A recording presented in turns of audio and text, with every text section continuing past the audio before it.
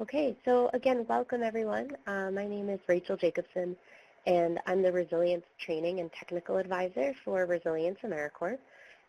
With me today are Josh Murphy and Susan Fox. Josh Murphy is a Senior Geospatial Analyst at NOAA's Office for Coastal Management, and Susan is a training specialist and project manager at NOAA's Office for Coastal Management. Since we only have a few folks on the line right now, let's go around and see who's participating.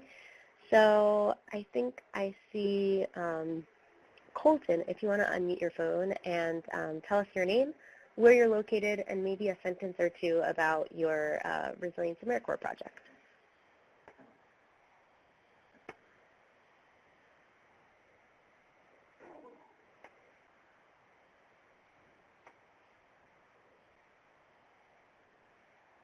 Okay.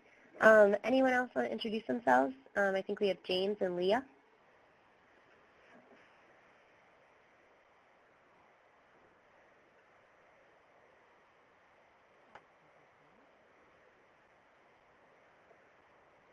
Okay, well, if y'all, okay, Colton's telling us that he hasn't yet called in. We do recommend that everyone call into the webinar and use that audio so that you can mute your computer audio and do everything via phone. But we'll probably have a chance to do some introductions later on. So let's move on. And with that, I'm going to turn it over to Josh Murphy to go over the agenda.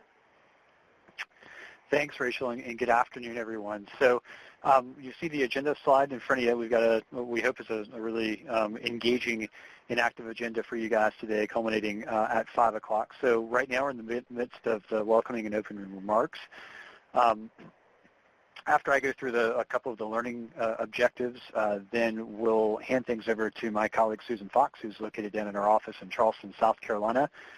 She's going to give you kind of an overview of the Digital Coast kind of effort, the Digital Coast website, so you can see kind of what's involved, who's involved, and kind of all the great content that we have. Following that, then I'll take over the reins, and we'll do a little bit of an interactive activity, Digital Coast Scavenger Hunt. I'll give you more of the guidance about that then, but we'll spend about 15 minutes on that. And then we'll move into a couple of the tools and resources that we have to offer through the Digital Coast, that even if you aren't a coastal community, there's definitely going to be something, some great takeaways from some of the great things that we have on there. And then we'll move into another kind of interactive activity, this notion of peer-to-peer learning, where we'll take one of the products that I will be going over in the Climate Adaptation Resilience section called the Coastal County Snapshots, and we'll have you guys kind of talk to us and tell us a little bit about kind of the information it portrays and how it might be useful to you in other different communities. And as Rachel just articulated, and as we've got in the chat box on there, we're recording this, and we really appreciate your interaction, and the best way to do that is to have everyone, even if you're kind of listening to this through your computer, if you can mute your computer speakers, and if you could call in through the conference line that we've got on there, we greatly appreciate it. And then finally, we'll do a quick wrap-up. We'll talk about how you guys can provide feedback to us on the Digital Coast, how you can get more information, and we'll take any questions that you guys have. So without further ado, let's talk a little bit about the learning objectives here. So we anticipate that at the end of this hour-and-a-half session, essentially, you guys will be able to locate the Digital Coast website and be able to recall the different partnerships that we have with organizations that really help us to build the Digital Coast. Ideally, we'll have you identify at least one resource to help carry out your Resilience AmeriCorps project. You'll be able to use the Digital Coast Academy, which is our training section, to identify and request different skills trainings. And then finally, we hope that you'll be able to recognize how to get assistance in using climate and coastal resilience resources. So as you can see, we've got a lot to cover. So I'm going to now hand things over to my colleague Susan Fox, who's in our office in Charleston, South Carolina, to give a Digital Coast overview. Susan? Thanks. Thanks, Josh, and thanks, Rachel. And thank you all for joining us today. As Rachel mentioned, and Josh as well, my name is Susan Fox, and I work at the NOAA Office for Coastal Management on contract with the Baldwin Group in our Charleston, South Carolina office. coordinate the Digital Coast Partnership as well as the Training Academy portion of our Digital Coast website. First, we wanted to give you a quick overview of the Digital Coast. So the Digital Coast is focused on helping communities address coastal issues. The website provides not only data, but also tools, training, and information needed to make these data truly useful. The content comes from many sources, all of which are vetted by NOAA. How does the Digital Coast differ from similar efforts? Well, the main difference is the volume and type of content found on different sites.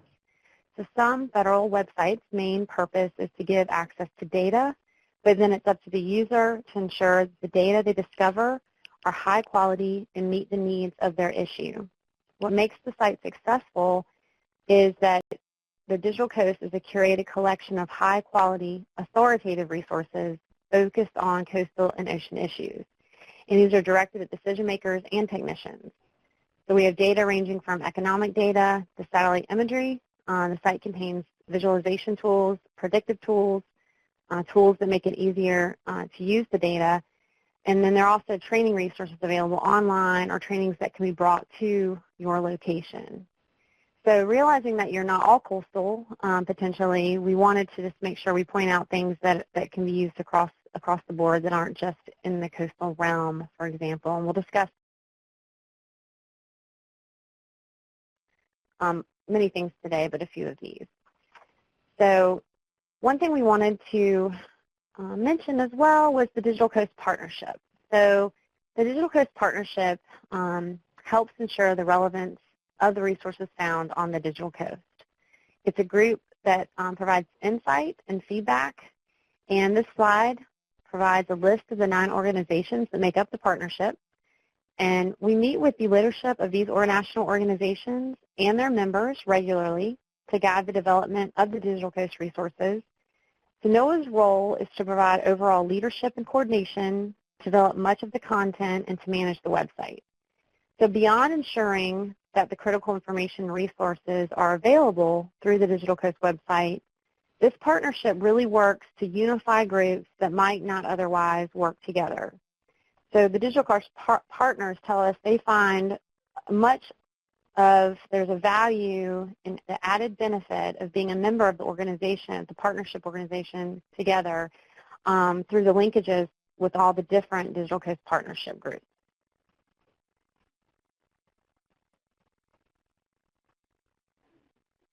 So the Digital Coast Partnership members represent the website's primary user group and keep the effort focused on the customer needs, but the content from the site comes from many sources.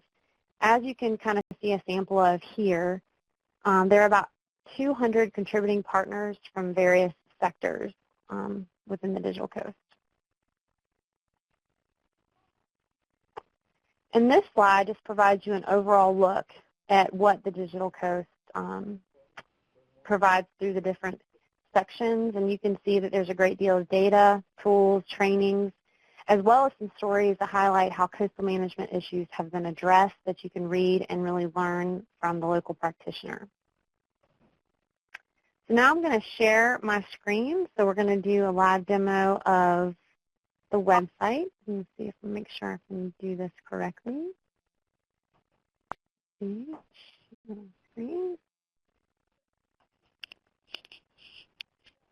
So everybody sees the website.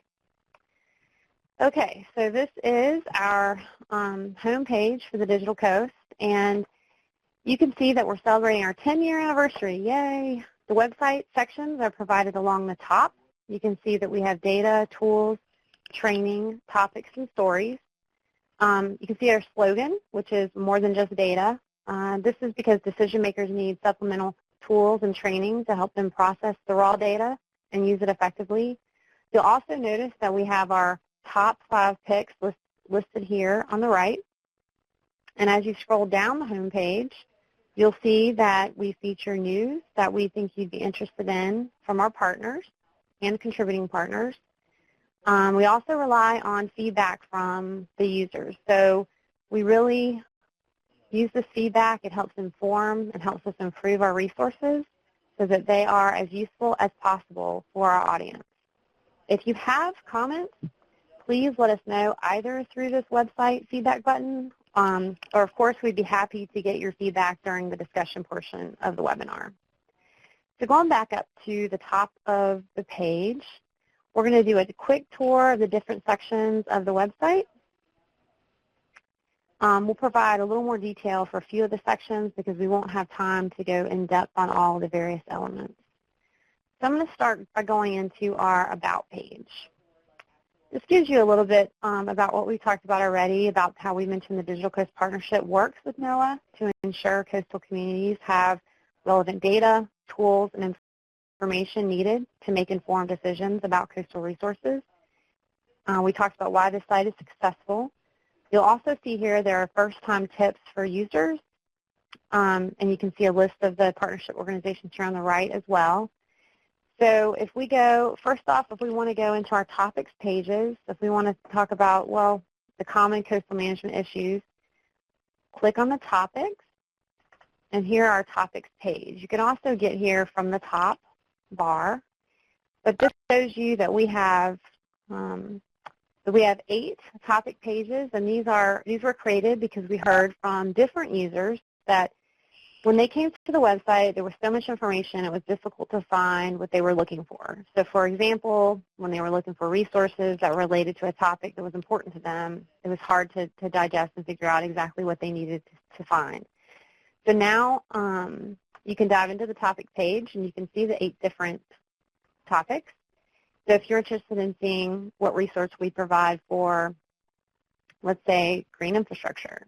So if you can click the green infrastructure topic page, this will provide you with this curated list of resources. You can get all of these different resources that we have on green infrastructure. You can view them all at once, or you can click the Tools tab, and it'll just supply you with the tools related, or you can click Training, and it provides you with some of the trainings that we have related to green infrastructure. If you go back to the main topics page, you see all 8, and you pick coastal storm. Again, you'll see that this is a curated list of things that are related to coastal storms. We have data, tools, and training here. And again, you can pick, let's say, the tools icon, and it'll give you the things that we have related most closely to coastal storm. So we're going to go do a quick look at the data page. You'll see that in this section we have almost 2,000 data sets that you can look at. And a few types of data sets that y'all might be interested in are our demographic, or our economic, or the hazards and climate data. And if you want to jump into the tools and check that out, you can see that we have 59 different tools. And you can use these filters. So if you click the filter button, you can see that you can select by focus area. You might be interested in the coastal hazards, or the green infrastructure, or community resilience. You can also select by tool type. So if you want to think about visualization tools, you could pick that, and that would filter by visualization tool as well. Now we're going to go over a few of these later and give you a chance to explore them. So then hopping over to our Stories tab, well, we just wanted to quickly show you that we have 121 stories from around the U.S. that describe how Digital Coast resources were used to help address a coastal management issue. You can use the filters to find the stories of interest by data type, focus, or region, or you can actually go into the map itself and click on an icon, and you can zoom in and out of the map itself to be able to find your area of interest to learn more. So that's a quick overview of the different sections of the Digital Coast, and I'm going to go into our Training tab, and I'm going to spend a little more time on this. This is our Digital Coast Academy. I'm going to spend more time on this, highlighting the different training resources. The Digital Coast Academy provides our full suite of learning products and services from our office. You can see that we provide scheduled trainings. We also provide on-demand products. And that within the scheduled trainings, you have your classroom instructor-led, so that's your traditional classroom type of trainings that we can bring to your location. We also have online instructor-led trainings that are taught in real time. So if you go to the classroom instructor-led list, you can scroll down the page a bit past our quotes, and you'll see that you can go to the course calendar. And here you can just browse and see what trainings are coming up, so when they are, where they are, who's the host, and then some information about how to register and whether it'll be green or it'll be blue, whether it's a classroom or an online type training. So going back up and looking at within our scheduled instructor-led trainings, if we go in here, you may be interested in our 7 best practices for risk communication training. This is a training it's only 90 minutes long. We actually had the last one on March 2nd, but the next one will probably be in May or June. It is not scheduled yet. But one thing to note, that if it's something that y'all are interested in, you could coordinate with Rachel, who could coordinate with us, and we can, with additional trainings of this type can be set up by request. Also, in addition, this training is highlighted on the Digital Coast page on your Vista campus website as well. So if we go back to the training page, if you're checking out just like our on-demand trainings, you want to see what we have, then you can see there are multiple types. We have self-guided resources, case studies, publications, quick references, and videos and webinars. And the self-guided type of resources can go from pre-recorded online trainings to interactive guides. So when you select those, you'll see you filtered it, so now you have 19 training resources that are in this category, and you can use the filters on the side to narrow it down even more. You can select community engagement, for instance, and now you've gone from 19 to 8 that you can review and see if those are something you want to consider. So there are case studies as well. We provide these case studies, and these are actually more in detail than the stories tab up above. These are actually peer-to-peer learning opportunities where you can really learn from a coastal practitioner what it took to effectively manage an issue. If you go into the case studies and you say, well, I'm interested in something on resilience, what do we have? You'll see that we don't even have to type the whole word. You can go to the very first one as an example we wanted to highlight, and it's watershed outreach coordinators helping municipalities conduct hazard resilience planning. And this is in New Jersey. It highlights how the Jacques Cousteau National Estuarine Research Reserve in New Jersey worked with coastal communities after Superstorm Sandy. So as you scroll, you can see it's long. There's pictures with quotes. There's the process. There's many different aspects to this. But right up front, you get the lessons learned. You get a contact person, picture. And this was something that was done working with coastal communities about hazard resilience, having a conversation using some of the Digital Coast resources and resources from Rutgers University. One other important thing to note is scale over here to the right. That was something that we had heard from folks was really important to provide in case studies. So this is all up front for you. And these are also printable. They're easy to read format when you print them, so you can take them with you to reference when you're offline. So it's kind of a neat resource with a lot of depth. And then if we go back to the training section, wanted to mention, of course, we have multiple publications. There's just a wealth of publications, and you can explore those and search by keyword, focus area, or just simply a skill that you are looking for. Quick references is something that we wanted to highlight.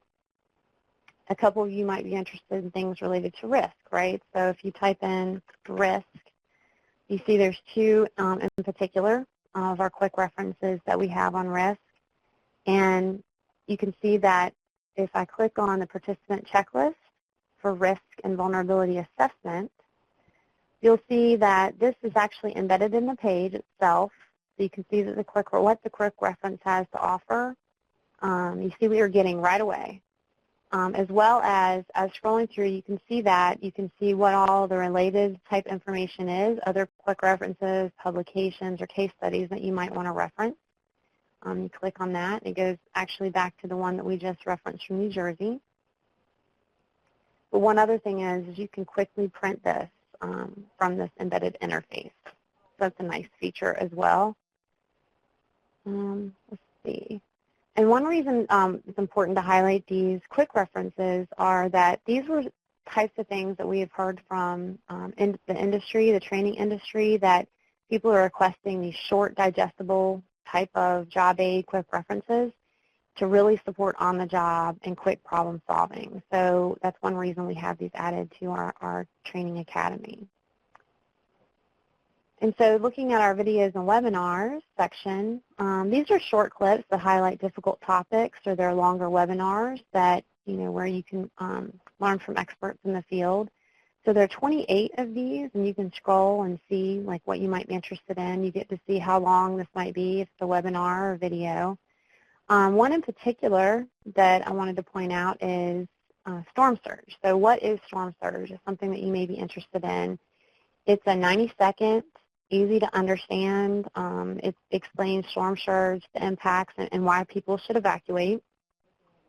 And this is also a featured video on your Digital Coast page within your Vista campus website as well. So going back up, wanted to also mention that we have additional training resource linked on our page. It's important to note that these are provided key links to some of our key training partners. The Digital Coast partners and contributing partners provide additional trainings that you may find interesting, so we encourage you to scroll through and look at these. Some of these are free, such as the American Planning Association provides a free on-demand webinar on effectively communicating with planning commissions, or the National Disaster Preparedness Training Center actually has an instructor-led community resilience course that can be brought to locations around the country, and the course is not limited to coastal locations, so that's important to note as well. So I'm sorry that was so quick, but we have a lot to cover today, and that's the end of the website virtual tour. So I'm going to turn it back over to Josh. If I can get this to come back up. Great. Thanks, Susan. I appreciate it. So, yeah, definitely a whirlwind tour of everything that the Digital Coast has to offer. And hopefully you guys were certainly paying attention to a lot of that, knowing that Susan definitely did a great job of trying to get through as much as we could in a short possible time, right? Because now what we thought we'd do is a little bit of an interactive kind of portion of the presentation here. We call it the Digital Coast Scavenger Hunt. So here's a little bit of an overview of the instructions here. So what we're going to do here is we're going to put up a series of questions. Actually, you guys were already sent the questions in the form of a PDF earlier before the webinar in itself. There's also, you can access there's a little pod on the bottom right-hand portion of your layout that should also give you access to those questions. And I'll also put them up on the screen as well. So we're going to put these questions up. We're going to use a technology called Poll Everywhere, which is going to allow you guys to actually, to participate with this and actually provide us with what you think is the correct answer. So we'll give you guys, for questions 1 through 4, there's 5 questions total. 1 through 4, we'll give you guys 2 minutes to identify and record the correct answer of the question posed. And then those are all going to be multiple choice. Question 5, you'll be given a little bit more time, 4 minutes, to identify and record the correct answer. That's going to be a free kind of text entry on there. And the way that you're going to respond to this is basically there is a URL you see here, and this will also show up when I actually launch the poll in just a second. You can go via the computer at pollev.com/OCMIIS, or I think what's a little bit easier, if you have a mobile phone and you have text capability, then you can text OCMIIS to 22333. So the 2, in the 2 field, you'll have 22333. You'll text OCMIIS, and then if you wait just a moment, you actually get a response back from the poll. And then once you've done that, then you can respond either multiple choice or the free text. So let me go ahead and I will share my screen here. And I recommend, so that you can see the poll itself, that you kind of maybe do a split screen like I've got here on my screen. So I've got the Digital Coast website on the right. That's what you're going to want to use to find the answers to these questions. And on the left-hand side are the questions themselves. So you see here's the guidance. You can go to pollev.com/OCMIIS to interact with the poll, or you can text OCMIIS to 22333. So that being said, let's start with the first question here. When and where will the next Introducing Green Infrastructure for Coastal Resilience training course be offered? So all of this it could be, I guess, found in the demo that Susan just went through. So using the Digital Coast website, you take a couple minutes here, just about 2 minutes or a little bit less now, to identify the correct answer. When you found the correct answer, make sure that you go to the Poll Everywhere site, or that you go through the text mechanism and put in what you think is the correct answer. I wish I had some of that Jeopardy music to play for you guys right now. Josh, can't you just sing us the Jeopardy song? I could, but I wouldn't recommend it. And if anyone is having trouble with any of the technology pieces, you're not able to access Poll Everywhere, you're not sure how to open up both screens, can't see the questions, feel free to write into the chat box or unmute your phone and let us know.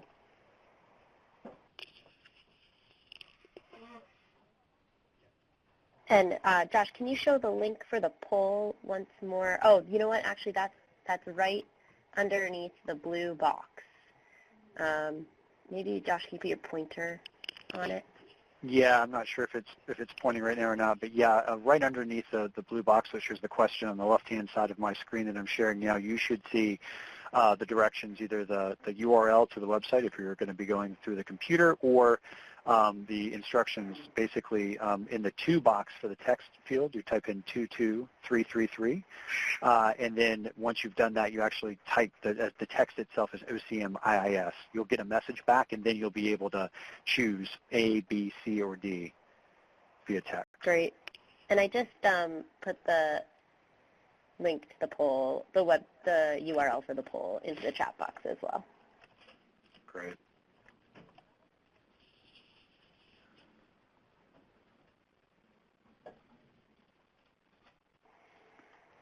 Okay, just a few more seconds here, and we'll close this one out.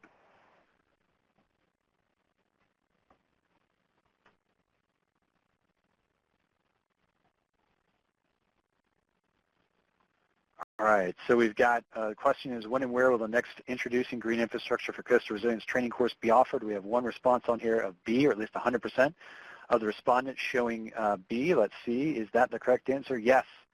It is. B is the correct answer there. So good job, guys. And that you can find either by going through to the Introducing Green Infrastructure for Coastal Resilience course itself, or the training calendar that Susan showed in the demo.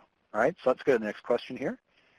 All right, what is the title of the story from the field that addresses community resilience in Alaska? Okay, so Susan went through the stories from the field section. That's the section of kind of short illustrative blurbs that we have that demonstrate how the folks are using the Digital Coast. So what is the title of the only story from the field? So choose either A, B, C, or D.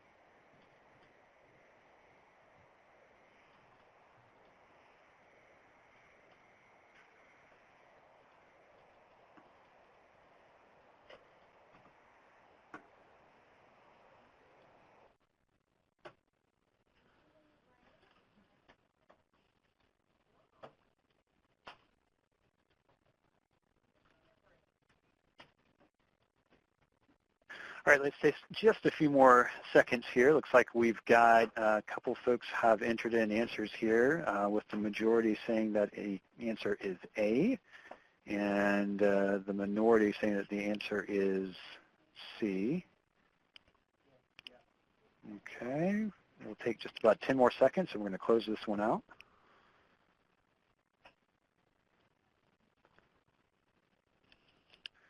All right, so what is the title of the story from the field that addresses community resilience in Alaska? The answer to this one, the majority is correct here. Establishing baseline habitat conditions to monitor salmonoid fishery restoration in Alaska. And some of you might be thinking, well, that's, it doesn't seem to have any kind of a climate adaptation bent to it. And you would be correct.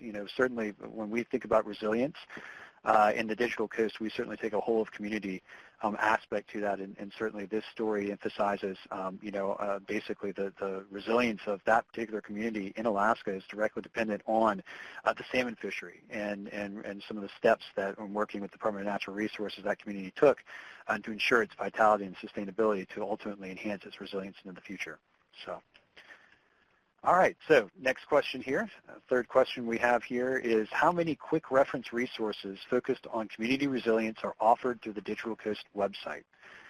A is 5, B is 12, C is 17, D is 32. So take just a couple minutes here and put your response there. So we've already got one in here for 17, C.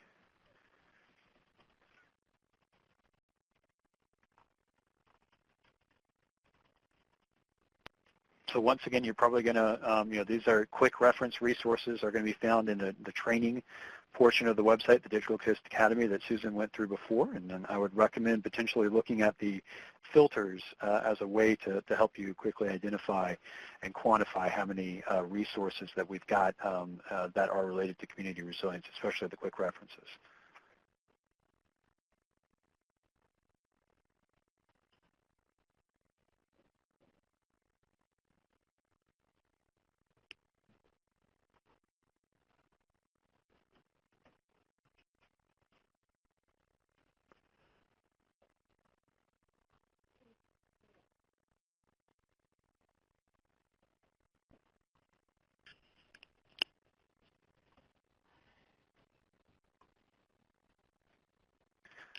All right, let's take just a few more seconds here. I think we've got everyone that have answered the question here, so we'll go ahead and stop it now, and we'll see that, yes, everyone 100% correct. C is the answer, 17 quick reference resources. And again, these are resources, things like checklists and the like that we've heard, that we also refer to them as job aids, really, that are useful, kind of quick resources that folks can use to really help advance the ball, in this case with regard to a fair amount of resilience topics. So last multiple choice question on here, and then we'll go to the free text answer. Which topic page provides information on Digital Coast resources that emphasize the benefits that nature provides to people?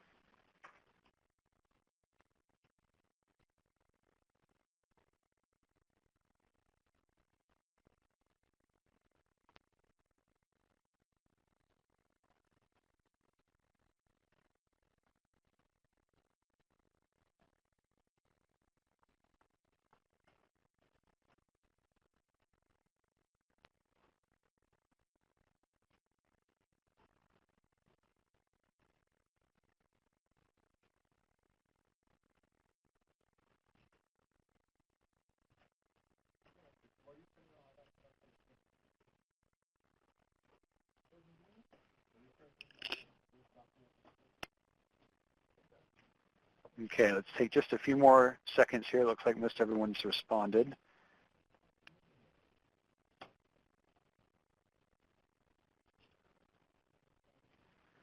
Okay, so for this one, the answer is D, ecosystem services. We've also got topics pages on some of the other topics you see here: climate adaptation, coastal and ocean economy, coastal land cover, as well as topics like green infrastructure.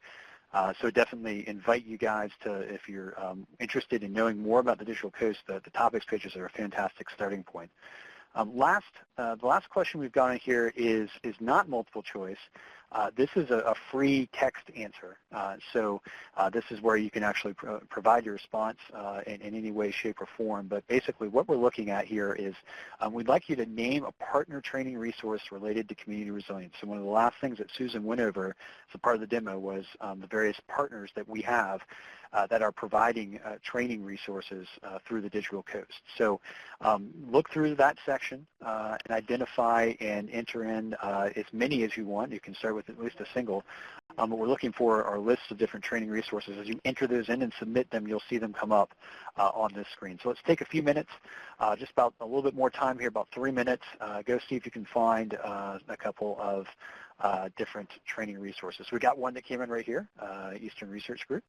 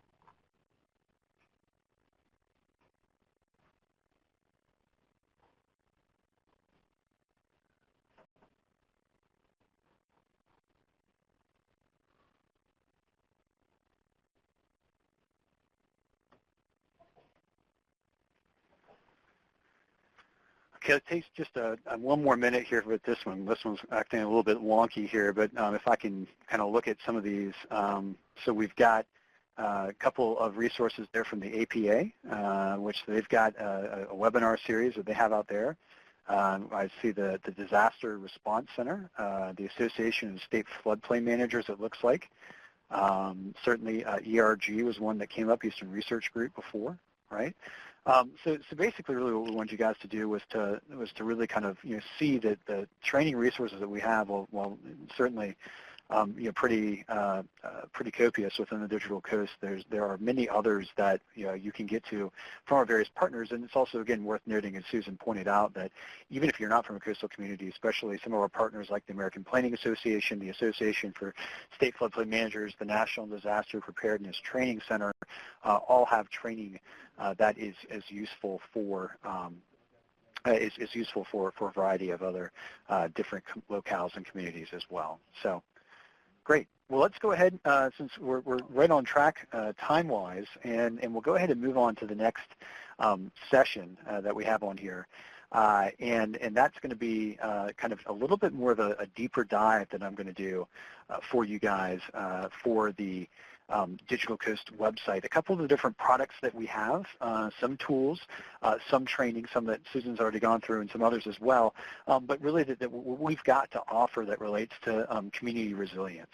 We're going to start with one of our most popular tools that we have to offer. It's a web-based mapping tool that allows communities to visualize what the potential impacts of sea level rise. We call it the Sea Level Rise Viewer. A couple different ways that you can get there from the home page. It's one of our top 5 most popular tools, as I just articulated, so you can start there. And I'll note that right now we're kind of at a critical juncture with this tool. We've had an original tool that's been out on the street, if you will, for almost about 3 years now. And what we really try to do at the Digital Coast is really constantly get feedback and make tweaks where we can to ensure that our products are as relevant as they can possibly be to our users. And for the Sea Level Rise viewer, that's resulted in a new beta version that we've got out right now. So I'm going to show you guys what this looks like. The Sea Level Rise Viewer, again, it's a web-based mapping tool that allows coastal communities for the East Coast, the West Coast, the Gulf Coast, the Pacific Islands, and some of our Caribbean territories. It gives them the ability to take a look at what potential flooding impacts may be in their community.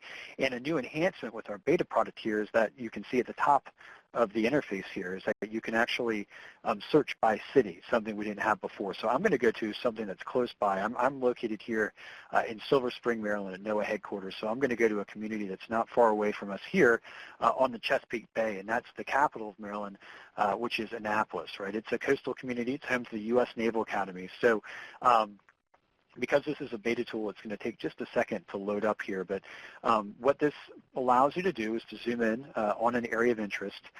There are buttons at the top that allow you to make some different changes to the display, such as changes to the base map. You can look at a satellite, streets. You can look at a high contrast dark base map if you'd like. I prefer the satellite. You can get a legend, kind of taking a look at what you're looking at. In this case, what we've got here on the left-hand side are different options for looking at different data sets related to sea level rise. Right now, the kind of de facto screen that you see here allows you to take a look at projected flooding from sea level rise. And it's pretty flexible here. There's a slider bar you see here. We start at mean high or high water. So this is basically the extent of high tide. You see the city of Annapolis here downtown. You see the Naval Academy. What you can do here on the left is basically select this slider and move it up to the various different heights to actually see. As you can see, as I move up on these heights, what that does to the water level, going all the way up to 6 feet. We've also made a change here on the bottom. You can change the units from feet to meters, because we recognize that some of the projections you see out there talk about 1 meter, 2 meters, so you can see what that looks like on here. But this is, what 6 feet of sea level rise would look like in the city of Annapolis. Now, that's how we've had this tool been designed to operate in that fashion for about the better part of 3 years now. But some of the feedback we've been getting is that folks actually, they recognize that they see the scenarios that are out there, and they recognize that there are local scenarios, and really these scenarios should be looked at locally because they're local forcing, local effects that exacerbate sea level rise. And so what we've done here is we've actually integrated the ability to take a look at local scenarios as part of this tool. So you can see if I click on the Local Scenarios tab and actually click on a community itself, this shows you, here's the different scenarios. We can view by scenario or by year, but basically what this is showing you is that basically by 2050, I'll start here, that what we should expect with the highest scenario is that we should see around 2.3 feet of sea level rise. That corresponds, we don't have the mapping is every foot, and that is because of the accuracy of the data. It's not, it doesn't have a vertical accuracy. It supports mapping at sub-foot increments at this time. So, but it does give you kind of now it gives you a little bit more context to what you're seeing here and how you can kind of relate it to what we may be expecting based on the different scenarios. The highest scenario, 2050, right now is 2 feet. It could be 1 foot, which is around the intermediate low. If we look at outwardly up to 2100, we see that the highest goes all the way up to 7.1 feet, with the intermediate high being 4.5 feet. So this really kind of, it's our kind of best guess at being able to kind of take this data and information from the inundation that we've been modeling as a part of this tool for many years now, and really kind of make it more realistically time-bound to the various projections that are out there.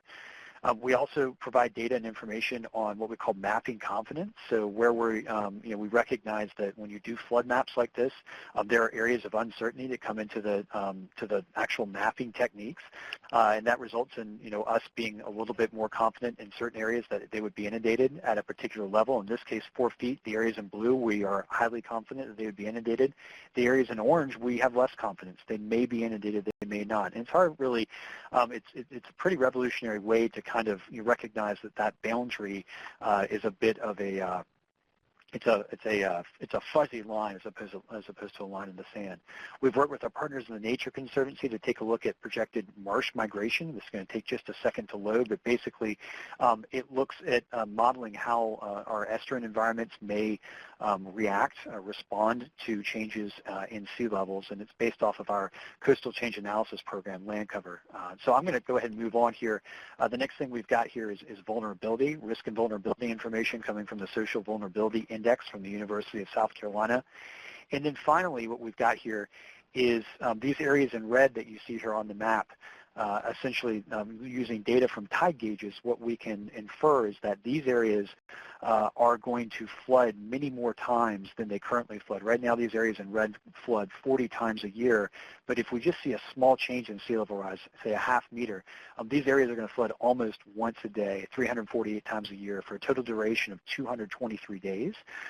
If we then go up to a full 1 meter of sea level rise, these areas would flood 24 times basically for a full duration of almost 353 days. So almost they would be pretty much inundated the entire time. So this is, again, one of our more popular tools that we have, the Sea Level Rise Viewer. This is our beta viewer, and hopefully you guys see it has some applicability to your community or maybe a community you like to visit in certain areas. So that's the Sea Level Rise Viewer.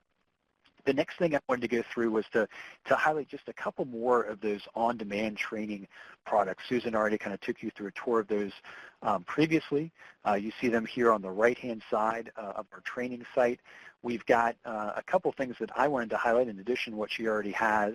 Again, what you can do here is you can click on any one of these subcategories here, or you can click on View All Training, and I certainly advocate for the use of the filters here, right? So I'm going to look for Community Resilience on the left. And in this case, I'm going to look at a quick reference here, right? And, one of the themes that is kind of pervasive through the Digital Coast is this notion of using natural and nature-based features, green infrastructure, to really, kind of use it as a viable solution for making a community more resilient. One of the quick references that we have here, which really supports that, is this Green Infrastructure Practices and Benefits Matrix. So if you're familiar with green infrastructure, you recognize it's all based on the premise of landscapes. And so what we've done is we've pulled together this quick reference which shows you some different landscapes at various scales and examples of them, and then kind of relate that to some different strategies or practices that you can employ, right? So it's really kind of making that linkage to, what are some good practices such as maintaining and acquiring natural and open lands? What scales does this apply to?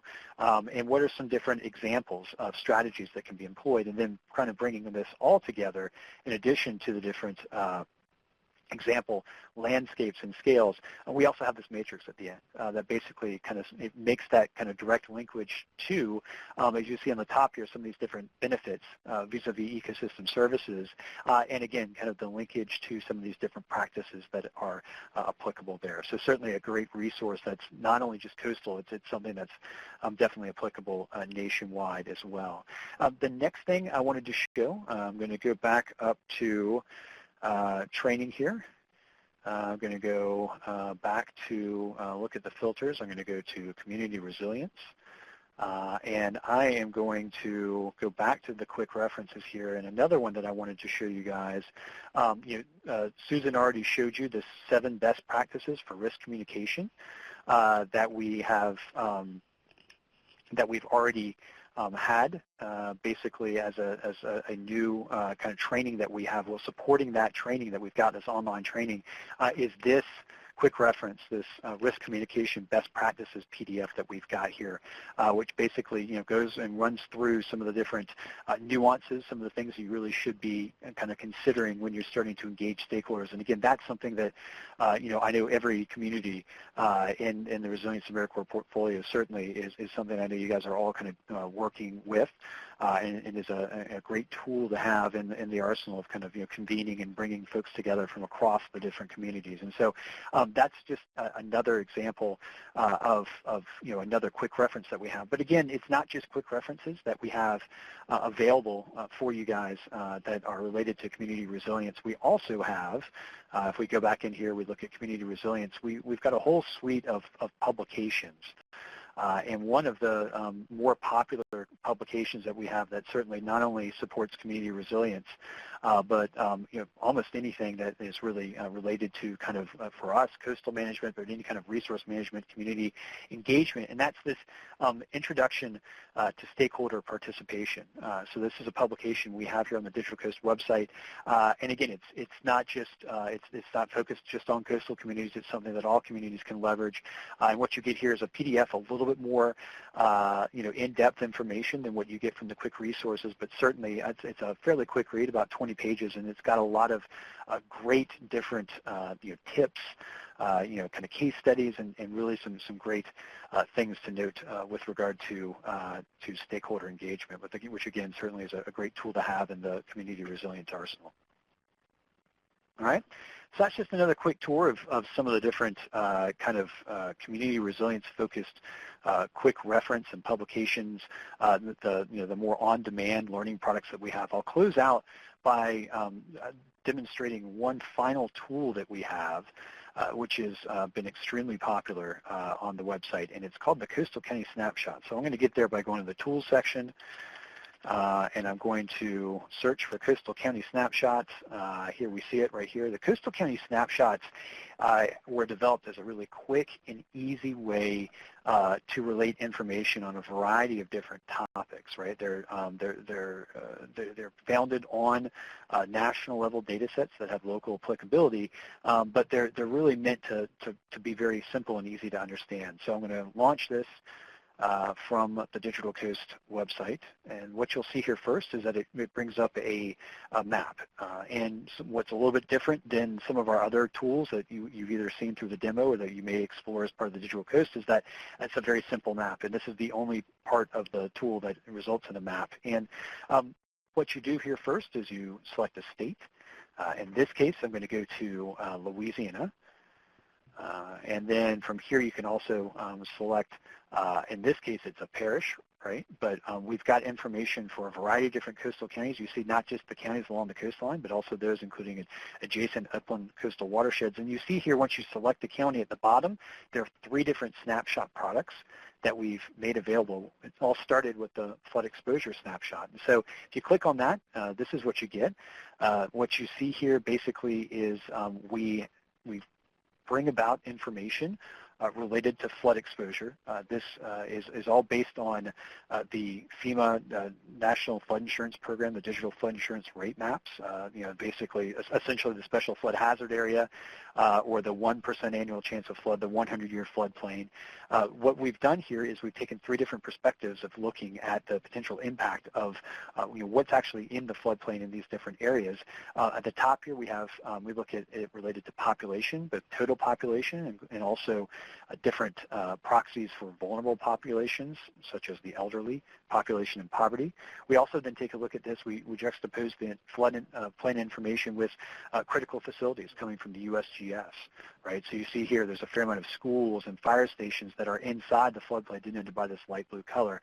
And we also want to take a look at the national environment here and how, really kind of thinking about how much land you go converting from, from one type of natural landscape to development, all that impervious surface can really enhance your risk profile. And so we see here that in this county, in Plaquemines Parish, that basically 67% of the amount of land converted from some classification estuarine natural to development occurred within the floodplain, so that certainly can enhance their different risk profile.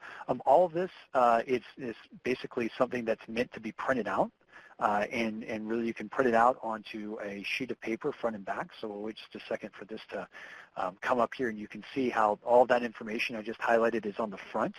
On the back, you see that we integrate this with a series of next steps. So these are really meant to engage.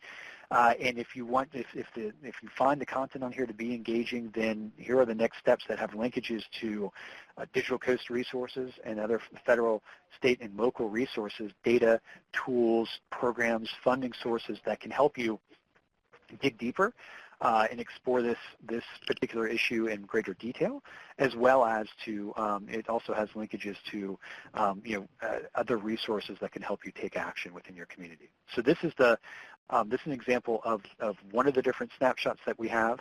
I'm going to show you a couple of the other ones that we've developed.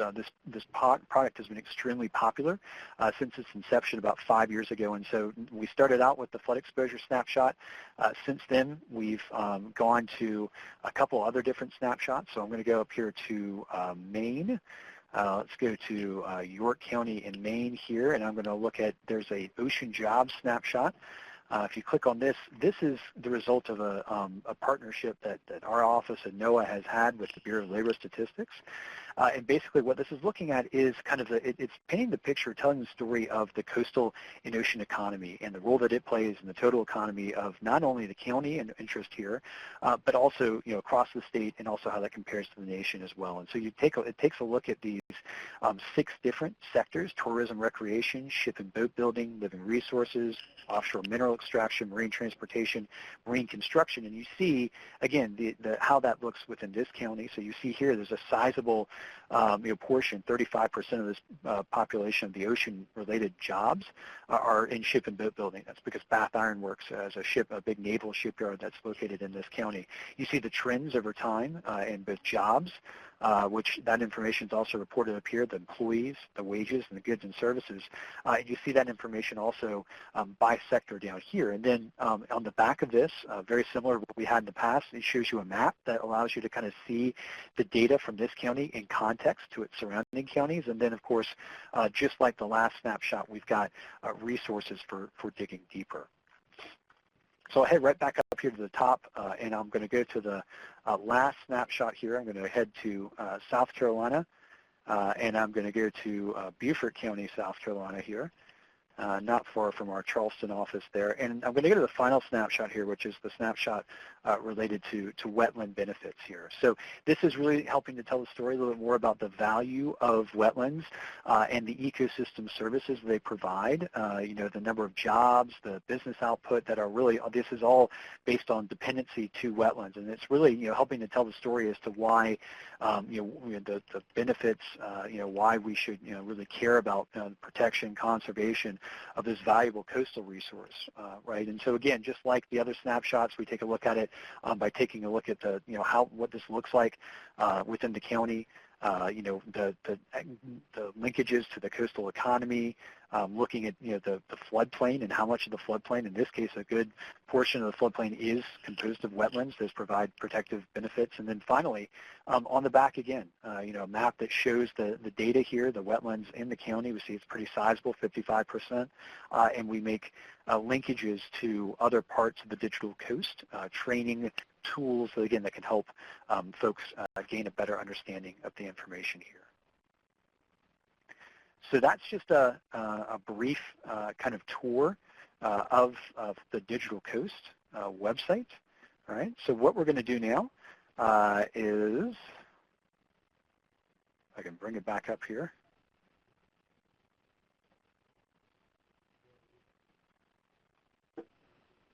All right. We're going to bring the presentation back up.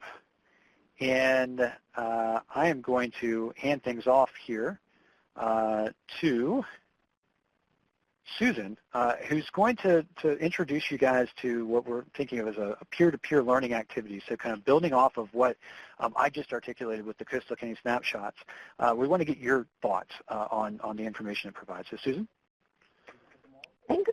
Thanks, Josh. So as Josh already mentioned, the snapshots use geospatial data in the form of graphs and charts to tell a story about your county. These also provide links for digging deeper, as you also mentioned. They're a great tool to start thinking about key issues in your community. They're a good resource to help start the conversation on coastal issues with stakeholders and other people in your community. Before we dive into the activity, I wanted to take a step back and explain a little why we created the tool.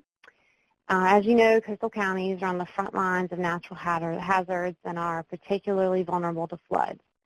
So these communities are also trying to balance protecting their natural resources, such as wetlands, while also focusing on economic growth and job creation. The community leaders, planners, commissioners, they need information and data to help them make effective decisions that benefit their community. we worked in coordination with the National Association of Counties, who is a digital partner, to develop this tool. And we've really heard quite loudly from our users that there is a need for this just-in-time type of information. They want and need it in an understandable, bite-sized package they can get quickly, and that's hence why we developed the Coastal County Snapshots. So Josh has given you a great overview of these snapshots and the three different kinds that we have. We often get asked how the snapshots are used, and sometimes local officials use the snapshots as a visual starting point.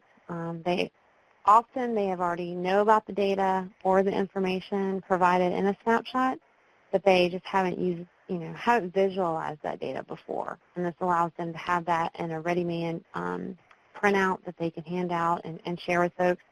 This is also something that works on mobile devices as well.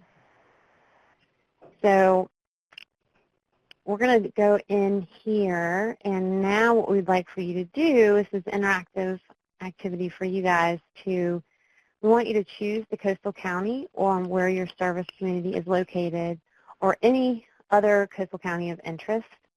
And next we'd like for you to access the Coastal County Snapshot tool within the Digital Coast, and here's that link, and Josh also put it in the chat box for you. And then spend about 5 minutes exploring the flood exposure snapshot for your county of choice and examine it to derive information on the county's flood risk. Let's see. So kind of take a look at it, and then we'll kind of show you some of the questions as you work through that. But if you can go ahead and open the county snapshots and go to the flood exposure snapshot, that would be great. We'll give you 5 minutes to kind of get there and pick a county and kind of look around and see what information you can get from that snapshot about the county's flood risk. And like Susan said, you can either choose the county where your service community is located, or maybe there's like a beach that you went to growing up, or someplace where you're from or went to school. So feel free to choose whichever one you like.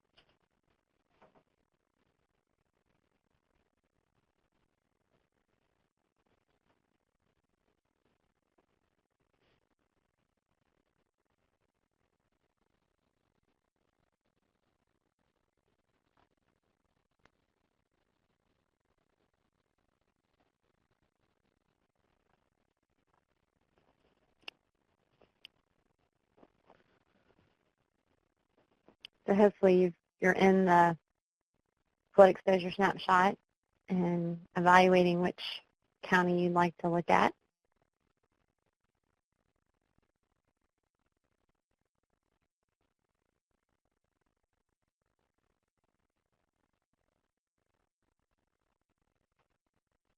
Kind of going through the different sections that Josh highlighted.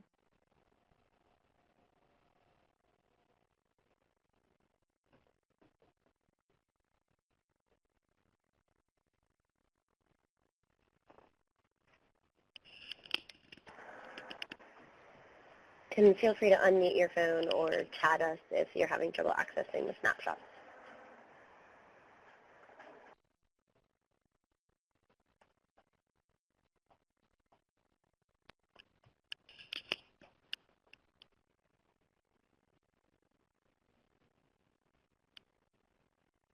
Okay, we'll give you a couple more minutes. I don't know, Rachel, if you want to show some of those discussion questions now, or?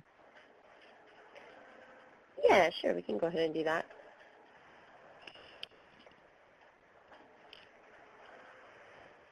So I just put some questions up on the screen, and we're going to have, basically just a conversation, but interested in hearing what you all found. based on some of these questions, if you want to take a look and think about how you might answer them.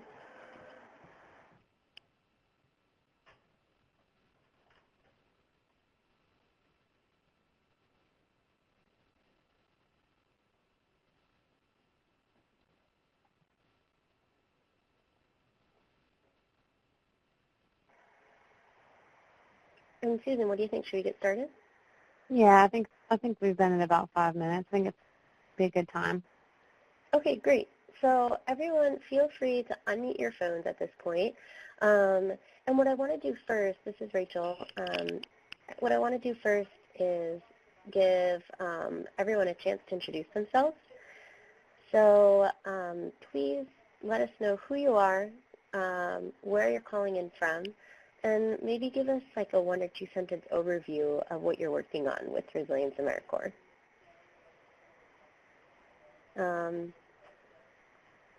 So James, do you want to start us off?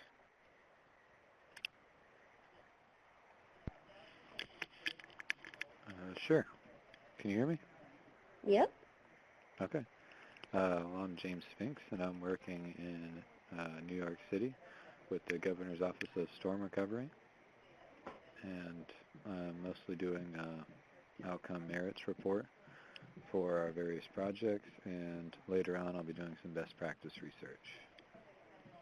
Great. Do you want to just give us, so Josh and Susan aren't super familiar with the Governor's Office of Storm Recovery and the Resilience AmeriCorps project that's happening there. Do you want to just give them maybe a sentence or two about sort of what the purpose and the goals of the work are?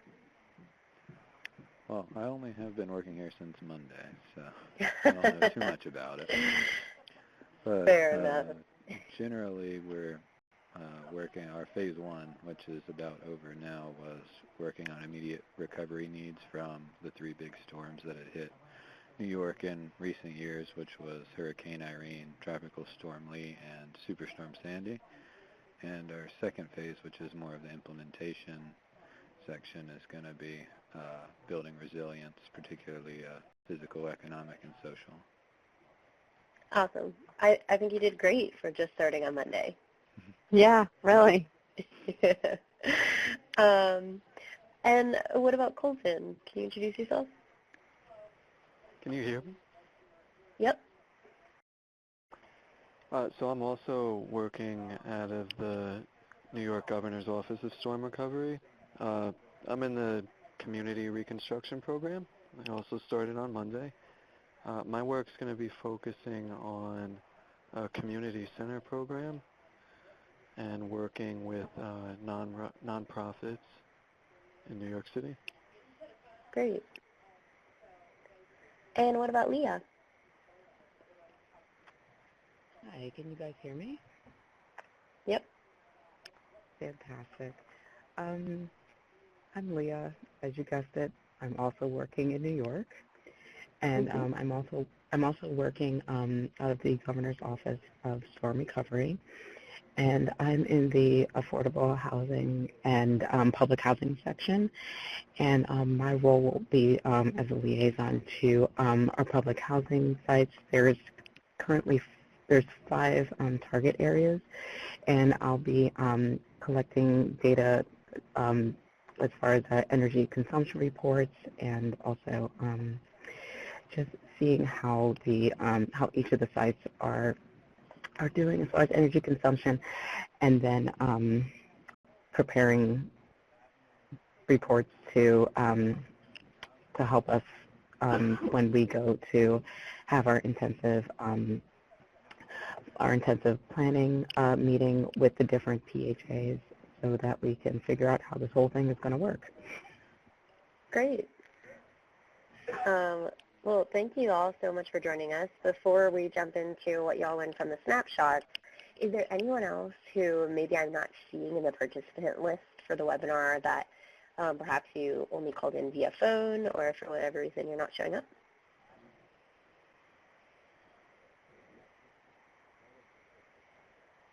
Anyone else lurking in the background want to introduce themselves? Okay. Well, let's get to it then. What's something new that you learned about your county's flood risk? So just tell us who you are and what county you're looking at, and then something new that you learned.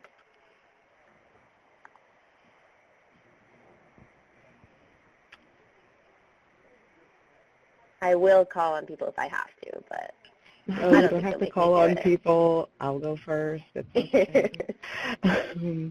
This is Leah, by the way, and I'm looking at Nassau County, and something new that I learned is that the coastal county snapshots don't include Broome County, which is one of our project areas. And well, actually, that site was further inland, and it really didn't sustain like too much damage. But looking at Nassau County, it says community infrastructure and floodplains, especially schools, were really vulnerable. Like, I didn't know that. And also that like 89% of the population lives in the floodplain. I mean, lives outside the FEMA floodplain, and 11% of the total population actually lives inside, with 11% of that being populations over 65, so a lot of elderly people. Yeah. That's kind of scary. Yes, it is. And I don't know if Josh or Susan, if you have any insights into, which counties are included here and which are not. Yeah, so it's totally dependent on where we have data and where we don't. Yeah. And so there are certain areas where we don't, either the flood maps, we don't have the DFIRMs aren't everywhere, unfortunately, in the coastal zone. So where we don't have that flood data, especially the coastal DFIRMs, we don't have that information on here, and it varies too. I think the most wide-ranging one that we have is for the ocean uses, the coastal and ocean economy one. It's one of those things that we're constantly kind of working with FEMA, and where at least on an annual basis, if they release the digital flood rate maps for that, then we will work to add those counties. I think we just added several hundred counties over the last 6 months as a part of that. So even if it's not there now, it may be something that's going to be there in the future. So definitely check back. Yep. Great. Okay. Colton or James, anything new that you learned? Yeah, I'll speak. This is Colton. I looked at Queens County in New York. It seems like there's a lot of schools within the floodplain. That's just really something that stood out to me when I looked at some of the visual information here. Yeah. Mm-hmm.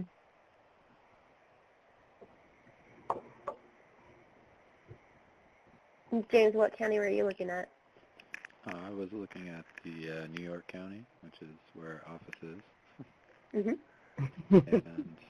And saw something similar with the schools. It seems that about 50 or so schools are within the floodplain. So that could be a bit of an issue later on.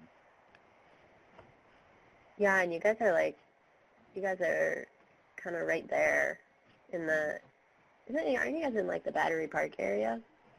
Or near there? Yes, we are. Yeah. I know that area got pretty hard hit. Oh, it did.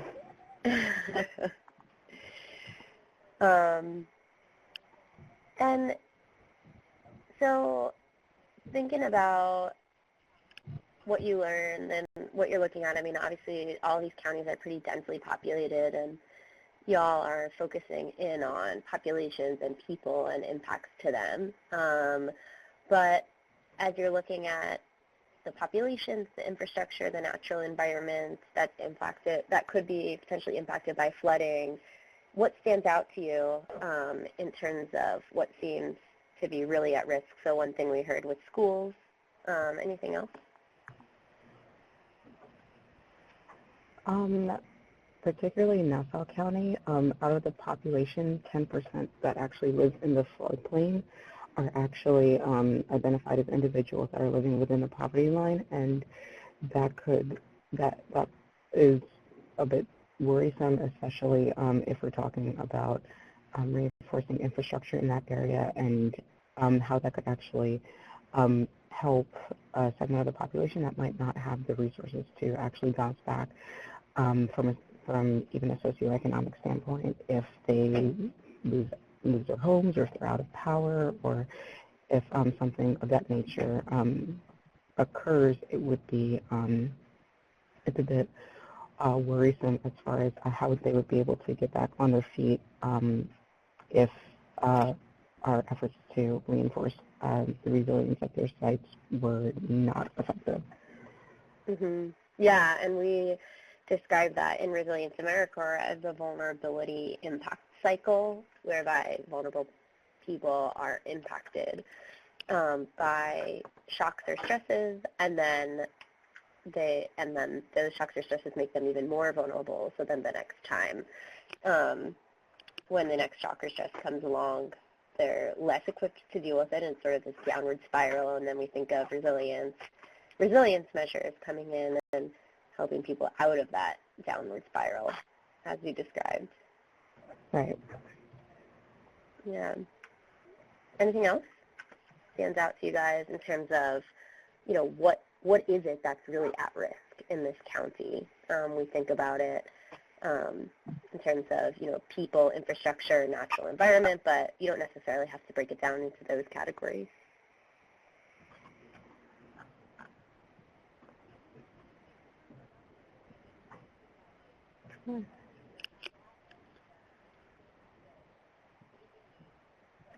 So if there are no more thoughts on this, I kind of want to segue our discussion into the way that risk is communicated through the Coastal County Snapshots.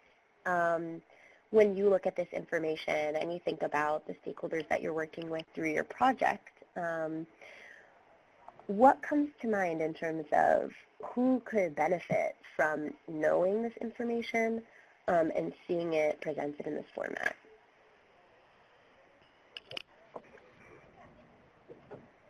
Mm-hmm.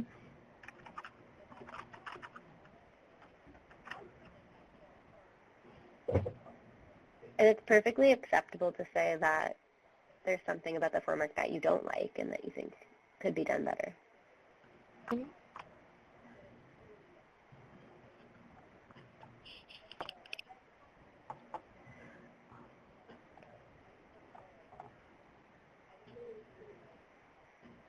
And if some of you just started your positions, but you could also think about it as a different, maybe just your personal experience. You might benefit from these.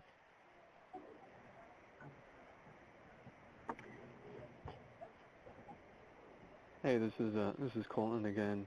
I just thought to myself, a lot of these community centers that I'm going to be working with, they offer different they will offer different social services out of these centers.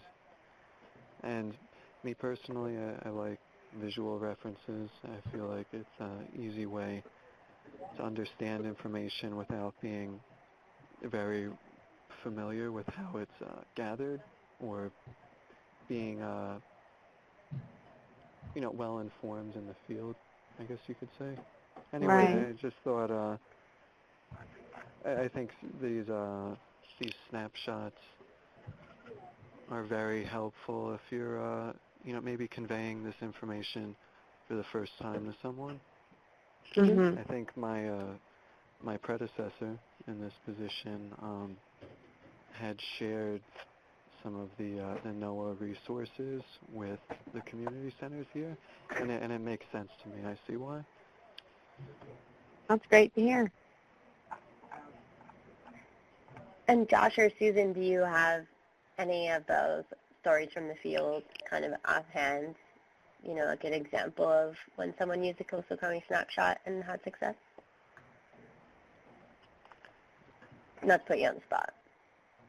Yeah, I have an older one that, and it's more related to, they saw that some of the data, that the state itself had better data for something that we had in one of the snapshots, and so we were able to incorporate, they were actually just writing an RFP to fly and get additional data sets and that type of thing. So they were able to help us update it and make it more accurate for critical facilities for certain parish in Louisiana. So that was interesting.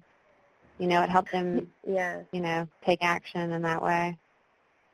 No, that's a really good point. I know that's something that's come up with the New York Governor's Office for Storm Recovery with the VISTA project as a whole, and with a couple of our other Resilience America projects is, how do we measure the impact of a Resilience AmeriCorps project on the community resilience of the area? And, thinking about what data already exists and what additional data might need to be collected. I think that's something that we're definitely in conversations about, a little bit more with project sponsors than with you guys, with system members, but being the folks working on the ground with the communities and seeing what types of data might be out there and be able to be collected and analyzed. You're definitely the eyes and ears on the ground for that. So I think that's really valuable too. Yeah, and we are working to actually do more high-res land cover. We'll come an effort to partner with different state programs to help kind of shoulder some, share the cost, but also share the benefit of having more of a high-res type land cover product, which people really ask for, and that could be useful in many applications. And so that's something we're currently looking into right now and talking to different states about. So that's another kind of thing that is ginned up with resources that would be really useful in thinking about resilience. If having more of a high-res land cover data set would be very helpful. And Josh, you may know of other additional things in the works as well.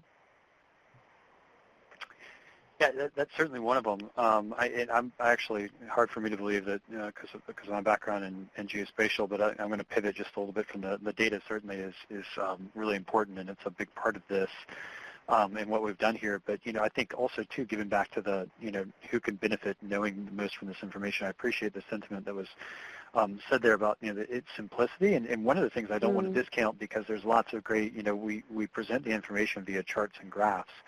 But don't discount the language on the left-hand side there, too. Right. It's meant to be as simple and as easily understood with as little jargon as possible. Again, because, we worked, as Susan stated, with county commissioners to pull this together, and they want something that can communicate with the general public. So while it's kind of a secondary audience for this, it certainly is, it's meant to be developed such that it's not, it's not a real techie kind of implementation there, but it is based on, I think Susan and Rachel bring up good points here. It's based on the synthesis in the back end of very high resolution data and information. No, that's a really good point, Josh, and it's a great segue into our final question, which is, looking at the Coastal County snapshots, both the text and the graphs and just the way that the information is presented. Is there anything that sticks out to you about, or any ideas that you get from this about how you might communicate risk, either flood risk or any other type of risk, to people in your service community?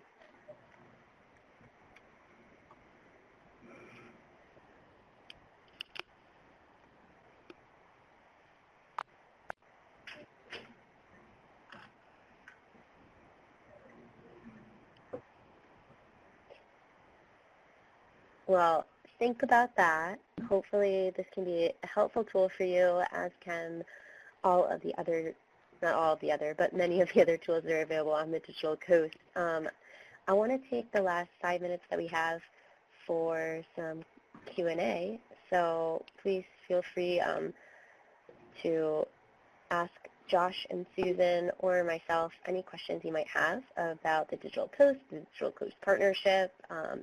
One thing I want to highlight is that if you saw a Digital Coast partner highlighted in Susan's overview that you're interested in connecting with or learning more about their resources, we can help you with that too, in addition to obviously providing technical assistance for the resources that are available on the Digital Coast website itself.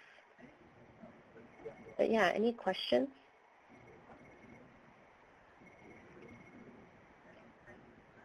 Thoughts and comments are also welcome.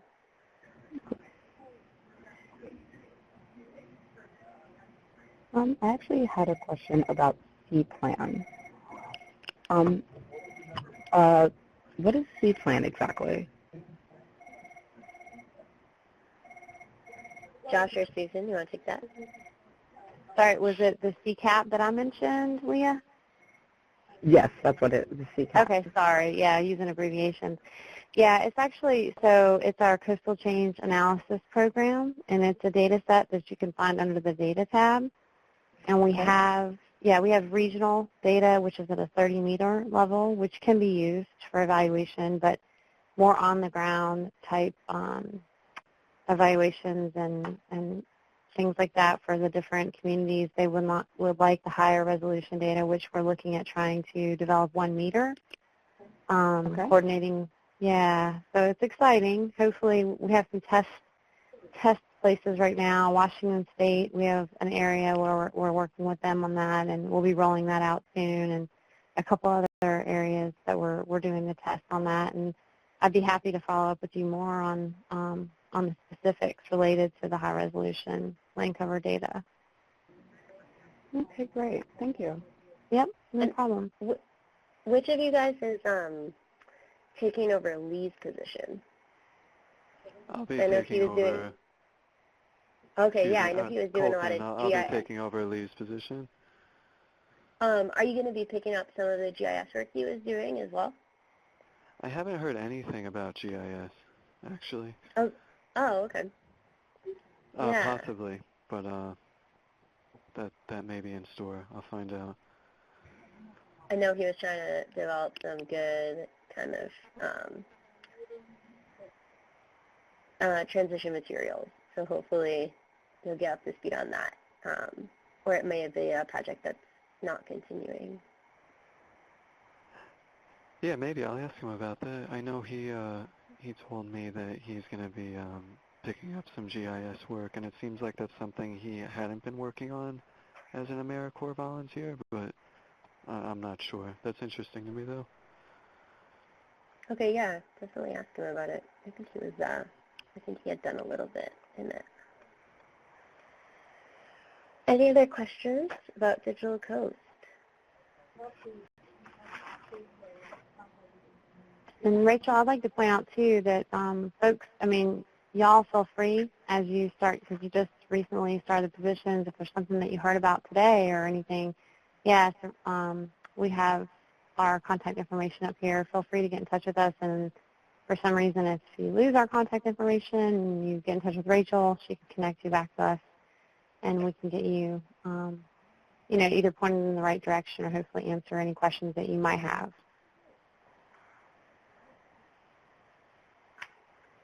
Yeah, thanks, Susan. Josh, anything else? Yeah, go for it.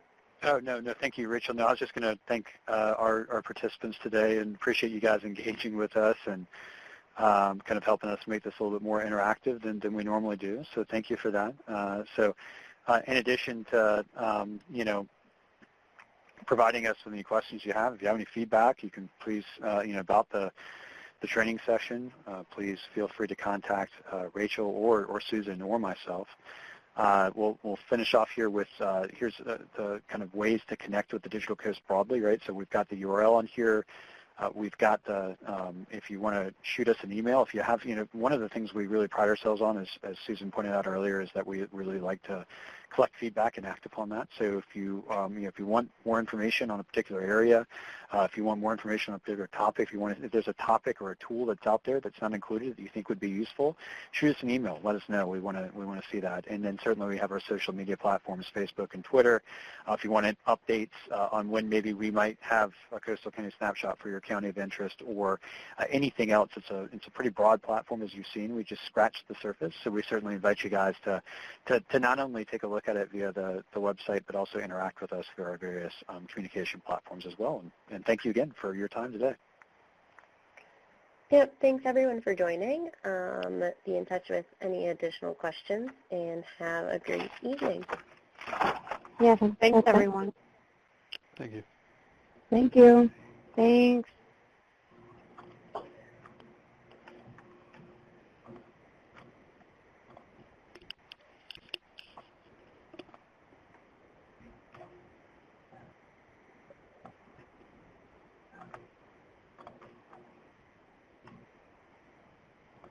Yeah, so then